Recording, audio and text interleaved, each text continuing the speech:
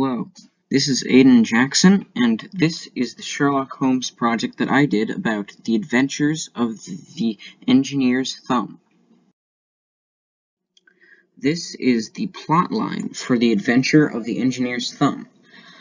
The exposition is that a hydraulics engineer comes into the estate of Dr. Watson with a missing thumb. The engineer explains to Watson and Holmes that he lost it with an encounter with a man named Colonel Lysander Stark, who hired him to help fix a broken hydraulic, but instead tried to kill him with the hydraulic and barely escaped with a missing thumb. The rising action is when Watson, Holmes, the engineer, and an officer from Scotland Yard go to where the estate of where the colonel lives.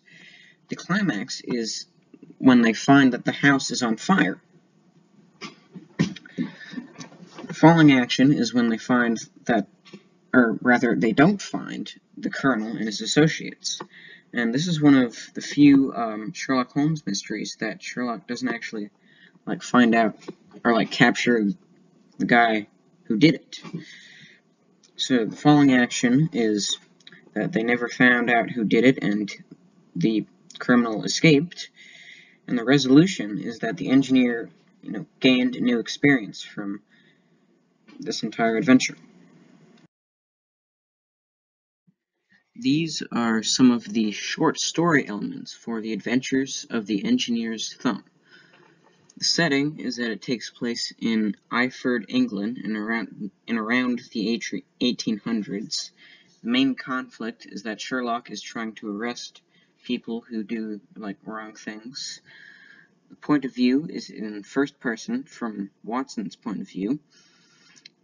It is a very serious and suspenseful tone, and the characters include Sherlock Holmes, Dr. Watson, Colonel Lysander, and Victor Hatherley. These are some of examples of four-cynic elements in the adventures of the engineer's thumb. One example is when Holmes estimated where the house was because of the texture described in the horse, because the engineer said that it was pretty glossy, and he also said that the road was pretty bumpy.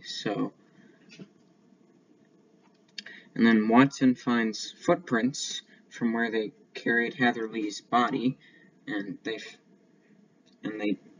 Watson deduced that it could have been the assistant.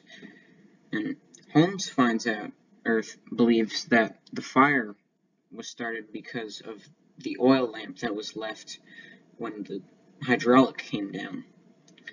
Watson believes that the criminals used the hydraulic to make coins out of silver. And finally, Holmes finds a newspaper article a year ago about a missing hydraulics engineer. These are the character charts for some of the main characters in the adventure of the engineer's thumb. First is Sherlock, who is, stern, wise, keen, cunning. He's able to take minor details, ones that others would just push off as unnecessary, and, make an accurate conclusion. Dr. Watson is very similar to Sherlock. He's noble, smart, a bit tidy, and he sticks with Holmes throughout the entirety of his adventures. Colonel Stark is sinister, and he's cunning in a different way than Sherlock is. He's also pretty secretive. He makes his true intentions hidden, but not suspicious to, just your average guy. And then Victor Hatherley is someone who's a bit unassuming and a bit stubborn, but also smart, because he can, find out problems with hydraulics. He can also make pretty fast reactions to things.